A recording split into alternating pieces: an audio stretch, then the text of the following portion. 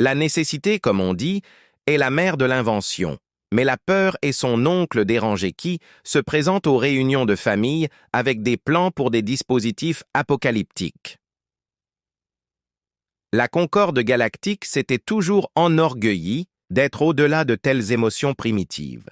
Sa civilisation s'étendait sur 17 bras spirales, englobait 4000 espèces sensibles et avait résolu des problèmes allant du voyage plus rapide que la lumière à la recette parfaite pour des snacks, apéritifs interespèces. Ils étaient, à tous égards, le summum de la réussite cosmique, sauf en matière d'armes.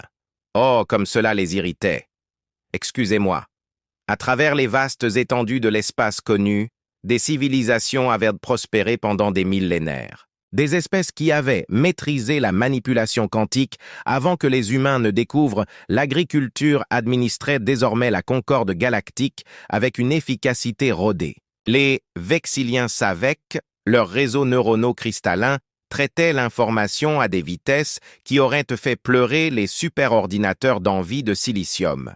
Les Aldoriens, dont la peau pouvait absorber et rediriger l'énergie, avaient éliminé leurs besoins de sources d'énergie externe il y a 8000 ans. Même les collectifs Morpheus de Cygnus Beta, essentiellement des nuages de gaz sensibles, avaient développé des systèmes de transport capables de déplacer des étoiles aussi facilement que les humains pourraient réarranger des meubles. Pourtant, malgré tous leurs progrès, ces espèces anciennes se retrouvaient confrontées à un ennemi qu'elles ne pouvaient ni surpasser en intelligence, ni en stratégie. Une nouvelle réunion d'urgence fut convoquée. L'ambassadeur de Proxima, Century entra, ses appendices translucides ondulant d'agacement, tandis qu'il s'installait dans la salle. « C'est la 3e fois dans ce cycle. J'étais en plein milieu d'un opéra en 7 dimensions. C'est celui où tout le monde meurt à la fin ?» demanda la représentante jovienne en clignant des yeux à plusieurs reprises. « Ils sont tous comme ça », marmonna une entité cristalline depuis le fond de la grande salle de la concordance galactique qui brillait d'une technologie si avancée qu'elle frôlait la magie. Des écrans holographiques flottaient entre les délégués, des traducteurs quantiques ronronnaient doucement et des régulateurs de gravité veillaient à ce que les espèces provenant de mondes dont la masse était très différente se sentent aussi à l'aise les unes que les autres. C'était le summum de la coopération galactique, où les esprits les plus brillants se réunissaient pour résoudre les problèmes les plus urgents de l'univers plus urgent de l'univers, et ils étaient sur le point d'être complètement ridiculisés par des primates.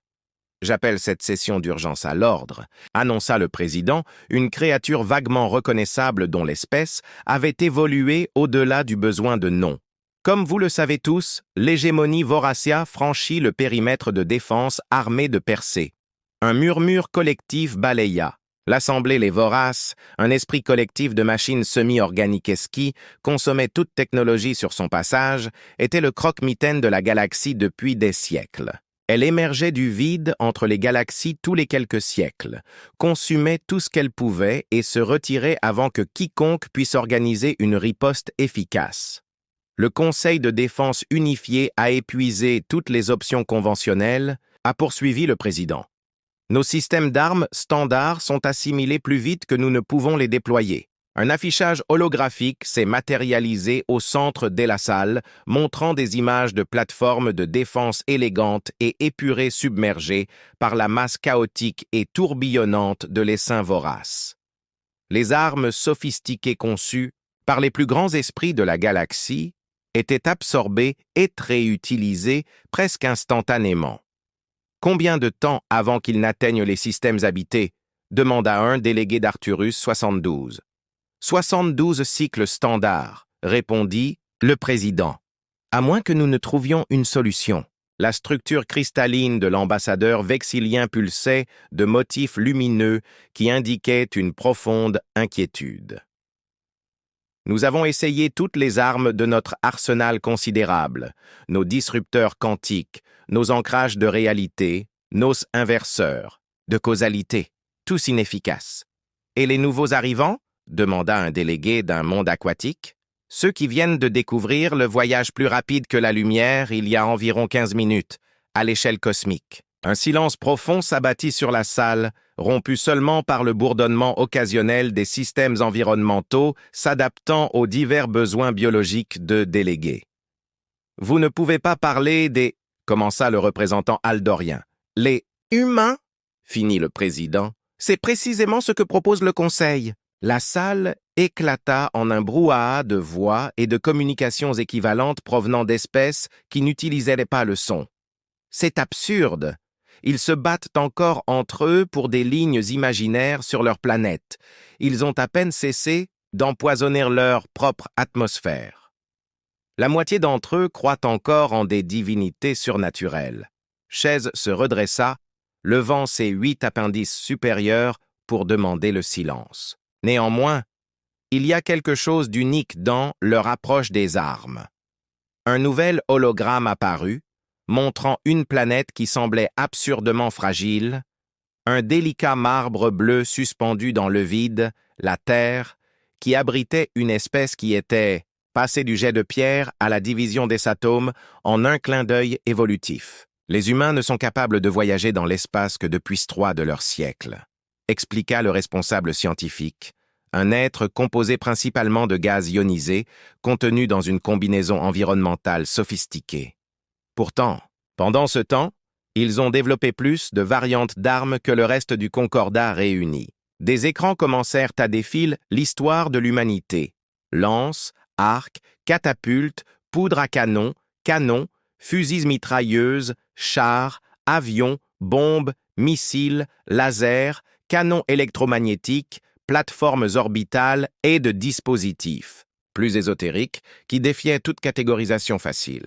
Alors que nous avons perfectionné une poignée d'armes élégantes au cours des millénaires, a poursuivi le responsable scientifique, les humains ont créé des milliers de dispositifs de plus en plus destructeurs en quelques générations seulement. Leur histoire militaire est d'une créativité inquiétante. Les mandibules des représentants joviens claquèrent en signe de désapprobation.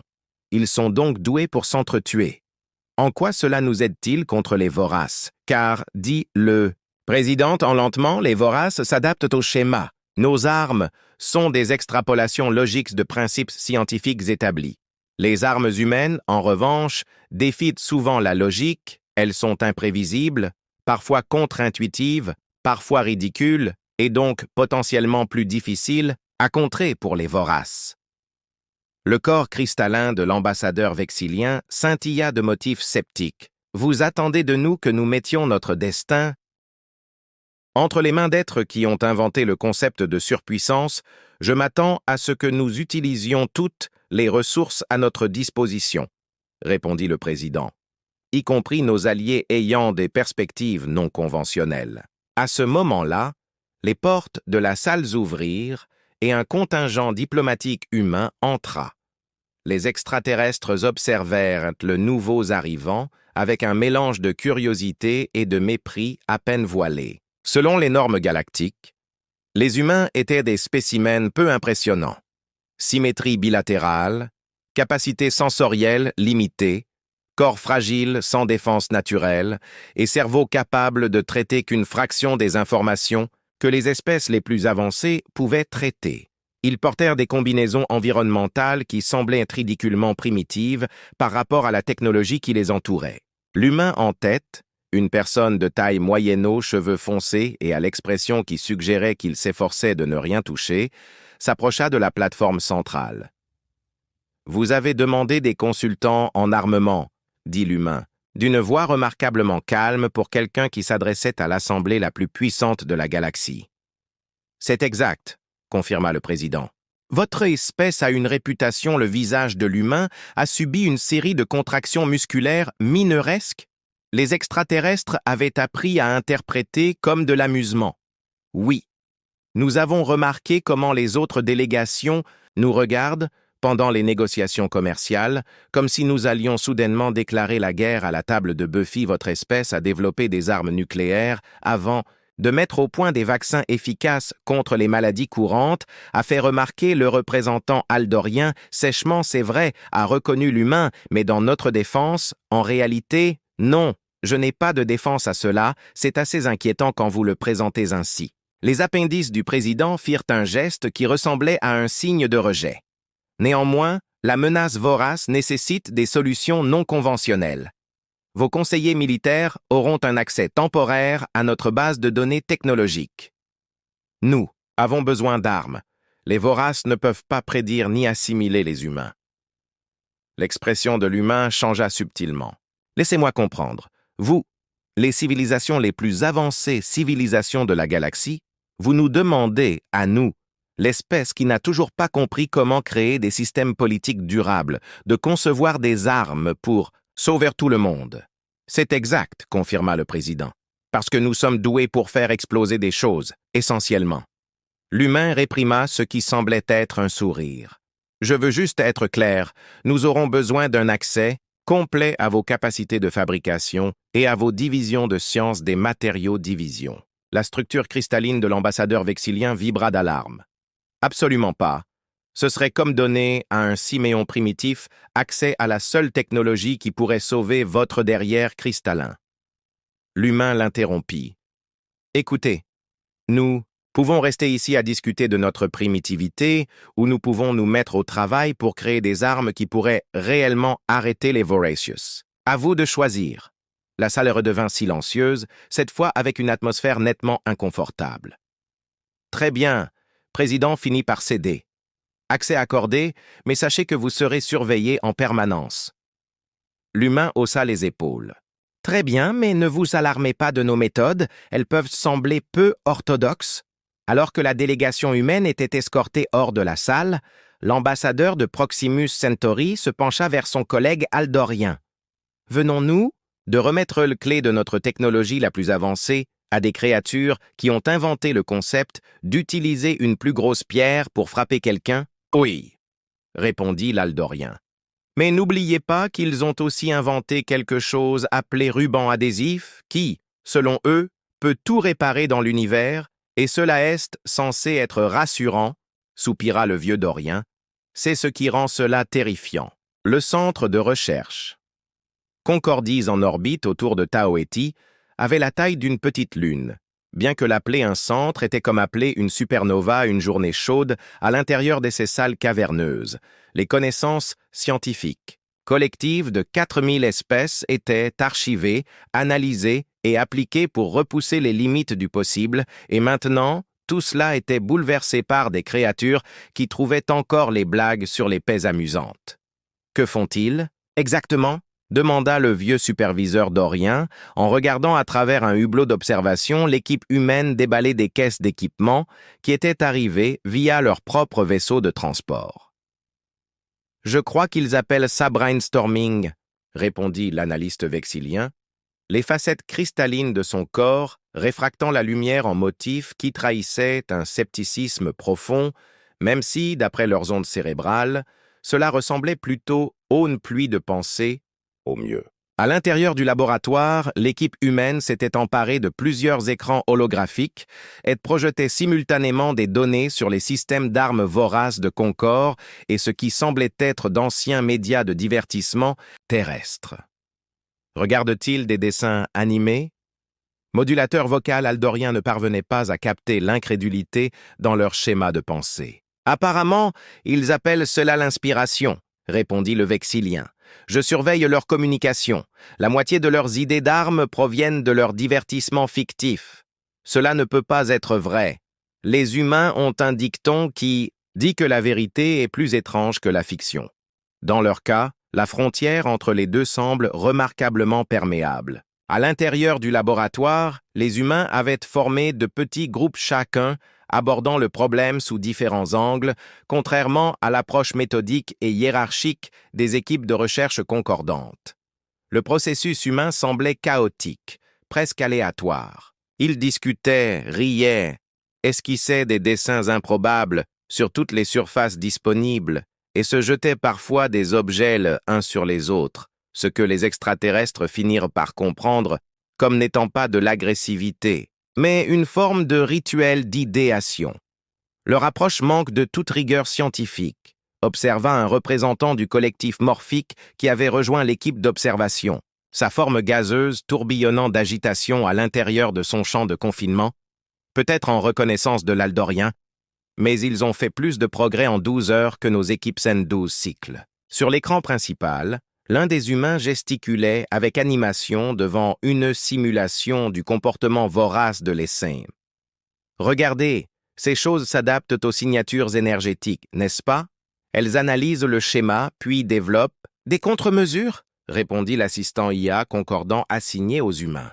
Leur taux d'adaptation aux armes standardisées est d'environ 3,7 secondes. Et si nous n'utilisions pas un modèle standard? L'humain sourit. Et si l'arme elle-même évoluait? L'évolution des armes est un principe de conception courant, répondit l'IA. Le Concordat a développé des systèmes défensifs auto-modifiables pour... Non, non, non, l'interrompit un autre humain. Pas comme ça, vous pensez de manière linéaire, prévisible, vos armes évoluent selon des... Et si nous créons des armes qui évoluent de manière aléatoire et chaotique? La réponse de l'IA prit plusieurs secondes, une éternité pour un système qui traitait normalement l'information à une vitesse proche de celle de la lumière. Une telle arme serait imprévisible. Exactement, applaudirent les humains. Imprévisible. Pour nous, imprévisible pour les voraces. Elle serait également extrêmement dangereuse, nota l'IA. Les paramètres de contrôle seraient difficiles à établir. Les humains échangèrent des regards que les extraterrestres observateurs ne pouvaient pas interpréter. Le contrôle est surestimé, dit un humain à voix basse. C'est terrifiant, murmura le superviseur aldorien. 3 jours plus tard, le haut commandement du Concordat reçut les premières propositions de prototypes. La salle de présentation conçue pour accueillir des êtres de toute composition physique tomba dans un silence stupéfait lorsque l'équipe humaine présenta ses concepts. « Vous n'êtes pas sérieux », dit le ministre de la Défense. Un être composé de champs magnétiques contenus dans une combinaison de précision, ces conceptions enfreignent 17 protocoles de sécurité différents. Oui, on s'en doutait. L'ingénieur humain en chef haussa les épaules, mais ça marchera. La première proposition est particulièrement préoccupante. Poursuivit le ministre, une arme qui déstabilise intentionnellement son propre champ de confinement. Nous l'appelons la cascade du chaos, expliqua l'humain. Elle repose sur le principe qu'une défaillance contrôlée peut parfois être plus efficace qu'un fonctionnement continu. Vous proposez que nous créons intentionnellement une technologie défaillante. Le champ magnétique du ministre a pulsé de ce qui aurait pu être un rire hystérique chez une espèce biologique. Pensez-y comme un système immunitaire, a suggéré un autre humain. Lorsque votre corps combat une infection, il n'utilise pas une seule approche, il jette tout ce qu'il a sur le problème, y compris des mutations aléatoires et de cellules sujettes à l'erreur. Parfois, ce sont les erreurs qui trouvent la solution. La forme cristalline du directeur scientifique de Vexiliana, légèrement vibrée, l'équivalent d'un lent secouement de tête sceptique. Vos métaphores biologiques ne sont pas rassurantes quant appliquées à des systèmes d'armes susceptibles de détruire des systèmes stellaires entiers. Regardez, dit l'humain en chef en se penchant en avant. Vous avez tous combattu les voraces avec des armes parfaites, des armes élégantes, des armes magnifiques qui sont des merveilles d'ingénierie et de physique, et elles ont toutes échoué de manière spectaculaire. Un écran holographique activa, montrant des images de la dernière incursion des voraces, les machines alvéolaires, extraterrestres s'envahirent, les plateformes de défense de Concorde, assimilant leur technologie en quelques secondes. Les Voracieux prédisent ce que feront vos armes car elles sont conçues selon les mêmes principes logiques que vous utilisez pour tout le reste, continua l'humain. Vous avez besoin d'armes qui n'ont pas de sens, d'armes délibérément imparfaites, d'armes qui enfreignent les règles observées par les humains, répondit sèchement le représentant aldorien. Nous excellons certainement dans l'art d'enfreindre les règles, acquiesça l'humain avec un sourire. Pouvons-nous passer au deuxième concept que nous appelons le Rube Goldberg? L'écran holographique changea pour montrer un système d'armes d'une complexité ahurissante avec de multiples composants interconnectés qui ne semblaient avoir aucune fonction claire. « Cela n'a aucun sens », dit le représentant du collectif, morphique, leur forme gazeuse tourbillonnant de confusion. C'est exactement le but, répondit l'humain. C'est délibérément trop compliqué. Les voraces analysent les systèmes d'armes pour identifier les composants clés, puis ciblent Tses, dernier en premier. Avec cette conception, ils ne peuvent pas identifier ce qui est important, car tout est à la fois crucial et non crucial pour le fonctionnement. C'est comme essayer de trouver l'intrigue d'une émission de télé-réalité à ajouter un autre humain. Il n'y en a pas, mais votre cerveau continue d'insister qu'il doit y en avoir une. Le costume du ministre de la Défense émit un son semblable à une décharge statique, l'équivalent d'un soupir chez son espèce. Ces approches sont peu orthodoxes, c'est pourquoi vous nous avez engagés, a souligné le chef des humains. Vous avez essayé l'orthodoxie, et cela a échoué. Le président, qui était resté silencieux tout au long de la présentation, a finalement pris la parole. Vous avez mentionné un troisième concept. Oui. L'équipe humaine a échangé des regards à nouveau. Celui-ci est bien, même si nous le trouvons un peu extrême. L'affichage holographique a changé une fois de plus, montrant ce qui semblait être un missile standard mais avec des composants qui n'avaient aucun sens apparent. Nous appelons cela le Murphy, dit l'humain en chef, d'après une ancienne loi terrestre, qui stipule que tout ce qui peut mal tourner tournera mal. Vous avez conçu une arme destinée à échouer, demanda le Vexillien, incapable de cacher sa confusion. Non, répondit l'humain. Nous avons conçu une arme qui semble destinée à échouer de manière catastrophique, mais qui fonctionne en réalité parfaitement en échouant exactement comme prévu. Le silence retomba dans la salle, tandis que les implications tremblèrent dans l'air. Analysez nos armes et adaptez-vous à elles, expliqua l'humain.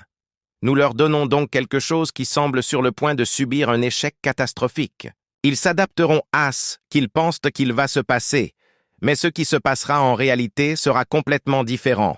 C'est comme convaincre quelqu'un que vous allez lui donner un coup de poing dans le visage, ajouta un autre humain, mais en lui donnant un coup de pied dans le tibia à la place. Une stratégie de tromperie, a médité le président. La tromperie est un principe fondamental de la guerre humaine, a déclaré l'humain en chef. Nous l'avons élevé au rang d'art. Le champ magnétique du ministre de la Défense a fluctué rapidement, indiquant un traitement rapide des nouvelles informations. Ces propositions sont peu orthodoxes, mais elles peuvent avoir du mérite. Nous devons les tester, a déclaré le président. Des conditions contrôlées, des systèmes isolés, l'humain en chef a acquiescé. Nous avons prévu que nous aurions besoin d'une installation sécurisée, des matériaux pour la construction de prototypes. Cela sera organisé, confirma le président. Mais je dois insister sur la nécessité d'être prudent. Ces concepts sont instables, bien sûr. D'accord, répondit l'humain avec ce que les extraterrestres apprenaient à reconnaître comme un sourire pas tout à fait sincère. La sécurité avant tout. À la fin de la réunion, le représentant aldorien s'approcha du président. Sommes-nous certains que ce soit sage, demanda-t-il à voix basse, donner aux humains accès à notre technologie de fabrication avancée, de construire des armes basées sur les principes du chaos et de la tromperie? Le président fit un geste qui ressemblait à un haussement d'épaule. Les Vérocious atteindront les systèmes habités dans 65 cycles. Avons-nous le choix? Je comprends la nécessité, répondit l'Eldorien, mais leur enthousiasme pour la création d'armes me dérange. Cet enthousiasme est peut-être précisément ce dont nous avons besoin, suggéra le président. Depuis des millénaires, nous avons abordé les armes comme une nécessité regrettable. Les humains les abordent avec créativité, c'est ce qui m'inquiète, marmonna l'Aldorien. 2 semaines plus tard, les premiers tests du prototype commencèrent dans un système stellaire éloigné qui avait été évacué spécialement à cet effet. Le haut commandement du Concordat observait depuis une distance sûre ces vaisseaux positionnés bien en dehors de la zone d'essai. L'équipe humaine avait construit des versions réduites de ces 3 principaux modèles chacun, seraient déployés contre un petit échantillon de technologie vorace capturé. Une entreprise dangereuse mais nécessaire pour déterminer l'efficacité. Le test numéro 1 commence, annonça le chef de l'équipe humaine via le système de communication, déploiement du prototype Chaos Cascade. Les observateurs regardèrent un appareil élégant et d'une simplicité trompeuse approcher du champ de confinement contenant l'échantillon vorace. Pendant un instant, rien ne sembla se passer. Puis l'appareil commença à changer. Des composants se déplacèrent, les signatures énergétiques fluctuèrent de manière erratique et ce qui semblait être des erreurs se sont propagés en cascade à travers ces systèmes jusqu'aux observateurs du Concordat.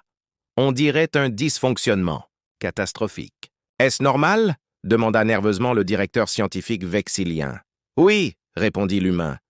Regardez ce qui se passe ensuite. L'échantillon vorace étendit ses tentacules vers le dispositif apparemment défaillant, commençant son processus d'assimilation standard, mais lorsqu'il se connecta, quelque chose d'inattendu se produisit. Au lieu d'être absorbé et analysé, les semblèrent se transférer à l'échantillon vorace lui-même. La technologie extraterrestre se mit à vibrer, puis à se déformer et finalement à se désintégrer en molécules. Que vient-il de se passer ? Demanda le ministre de la Défense. La cascade chaotique a fonctionné exactement comme prévu, expliqua l'humain. Elle a créé un schéma de défaillance que les voraces ont tenté d'assimiler, mais ce schéma lui-même était conçu pour corrompre leur processus d'adaptation. « Vous avez transformé l'échec en arme », dit le vieux d'Orient, avec une pointe d'admiration réticente dans la voix. « Les humains ont une longue histoire de transformation de leurs erreurs en avantages, » répondit l'humain avec un sourire. Nous sommes particulièrement qualifiés pour transformer l'échec en arme, car nous avons beaucoup d'expérience en matière d'échecs. Les représentants du Concordat échangèrent des regards inquiets. Pour la première fois depuis des siècles, ils avaient vu la technologie vorace détruite plutôt que simplement contenue. C'était une avancée significative, mais obtenue par des méthodes qui défiaient leur compréhension de la conception d'armes appropriées. « Pouvons-nous passer au test 2 ?» demanda l'humain. Le Rube Goldberg est mon préféré, les appendices de la chaise Bean.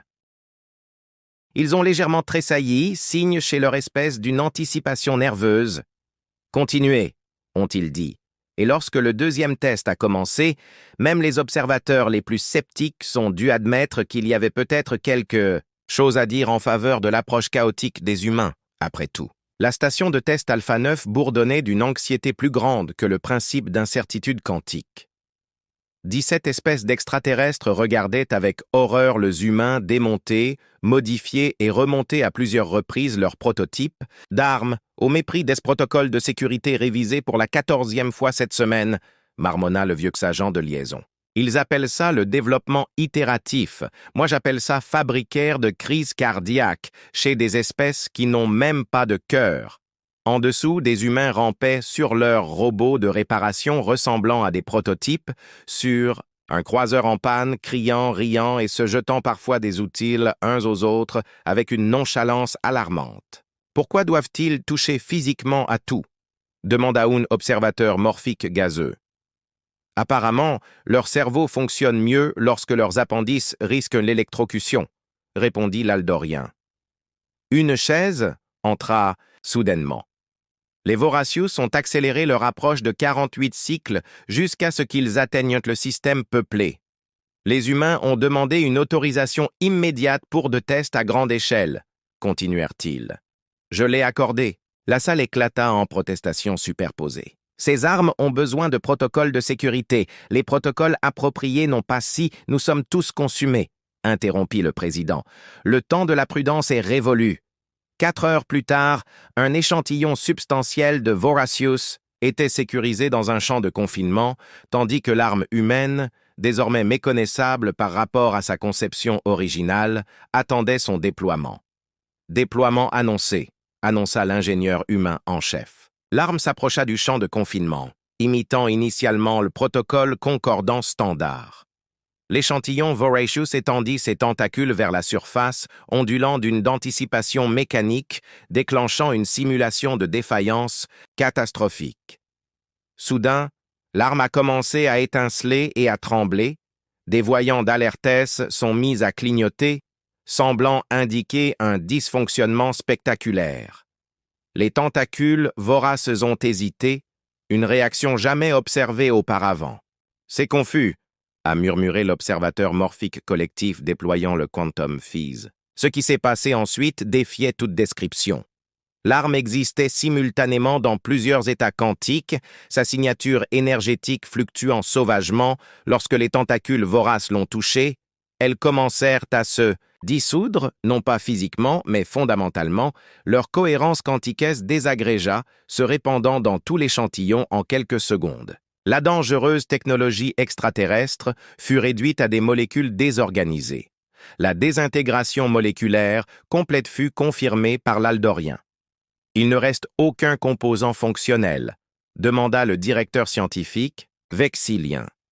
Cela défie 17 lois différentes de la mécanique quantique, corrigea l'humain. Nous en avons enfreint une de plus, juste pour être sûr. C'est impossible, insista le Vexilien. Vous avez abordé la mécanique quantique comme aide. Lois immuables, répondit l'humain. Nous les avons abordées comme des lignes directrices avec 2 interprétations flexibles. Cette arme peut-elle être mise à l'échelle pour être déployée? Demanda le président. Absolument, confirma l'humain. Nous aurons besoin de vos installations de fabrication avancée 7 de 20 tonnes de café, mais c'est faisable. Alors que les observateurs partaient, l'aldorien resta avec le président utile. Je ne sais pas, admit le président. Moi-même, j'espérais une sensation nouvelle après des siècles de calculs logiques. Les humains semblent fonctionner sur l'espoir plutôt que sur la certitude, observa l'Eldorin. C'est peut-être leur plus grande arme. Dans la salle en dessous, l'équipe humaine commença à mettre à l'échelle son prototype, alimenté par le succès et des quantités alarmantes de caféine. Les extraterrestres qui observaient comprirent enfin pourquoi les humains fabriquaient les armes les plus avancées de la galaxie.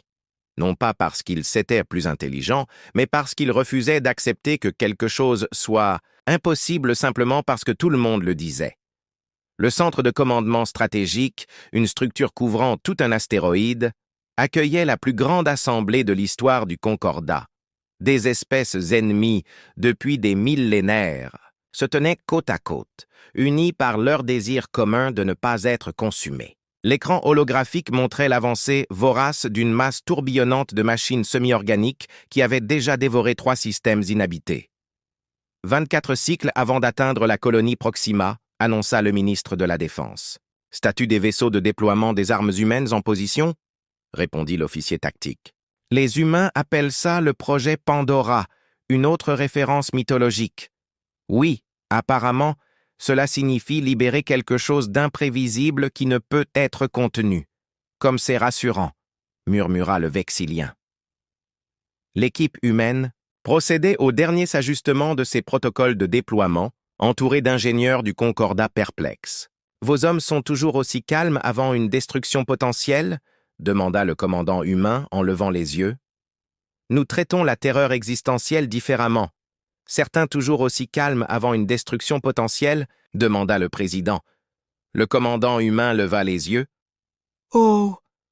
Nous ne sommes pas calmes, nous gérons simplement la terreur existentielle différemment. Certains font des blagues, d'autres se concentrent sur leurs tâches, d'autres vérifient tout 3 fois. L'évolution est drôle comme ça, continuèrent-ils. La peur te paralyse ou te rend hyperconcentré.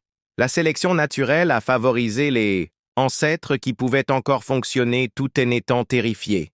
Et maintenant, le destin de la galaxie repose sur cette adaptation. Ironique, n'est-ce pas?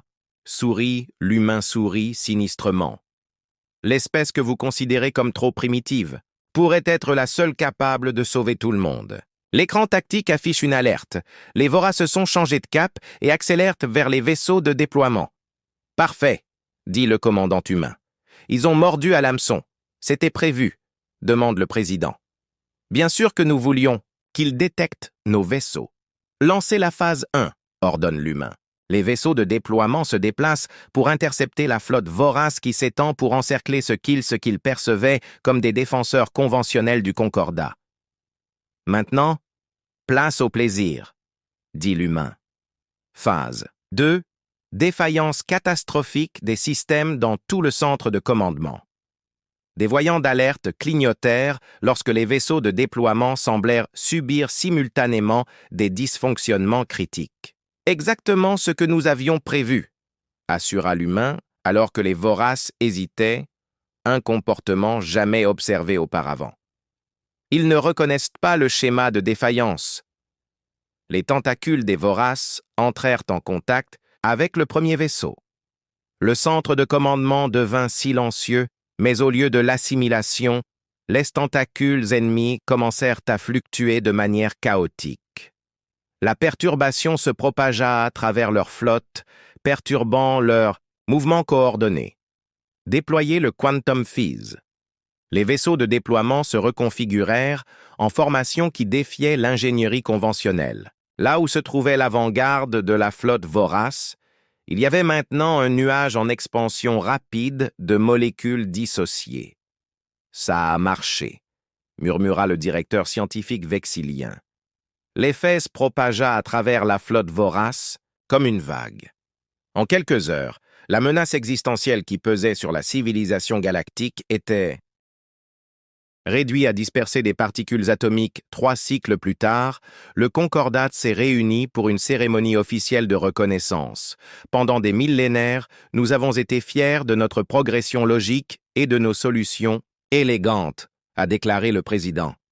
Aujourd'hui, nous reconnaissons les limites de cette approche. Par conséquent, la Terre et ses colonies se voient accorder le statut de membre à part entière du Concordat, avec une reconnaissance spéciale pour leur contribution unique aux technologies défensives.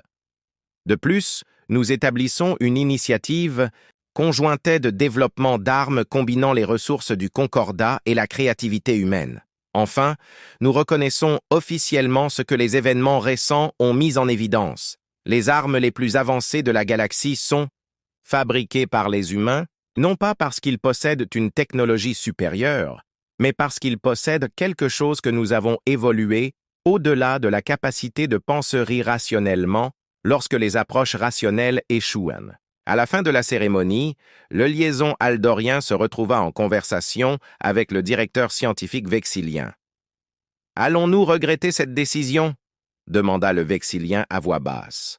« Intégrer pleinement les humains dans le Concordat, peut-être, reconnut l'aldorien, ils sont imprévisibles, parfois violents, et trouvent encore du plaisir dans les comportements les plus primitifs. Alors pourquoi prendre ce risque ?» La peau absorbant l'énergie de l'aldorien ondula pensivement, car parfois, l'approche la plus logique est d'être délibérément illogique. Dans la salle de réception, les humains avaient déjà commencé à enseigner aux civilisations anciennes les jeux à boire et le karaoké. Leur rire résonnait dans la salle, tandis que les dignes représentants d'espèces qui avaient maîtrisé le voyage interstellaire avant que les humains aient découvert le feu, tentaient maintenant de faire tenir des objets en équilibre sur leurs divers appendices pour s'amuser. Et dans tout le Concordat, le message était clair, la perfection leur avait presque tout coûté, tandis que la belle imperfection les avait sauvés.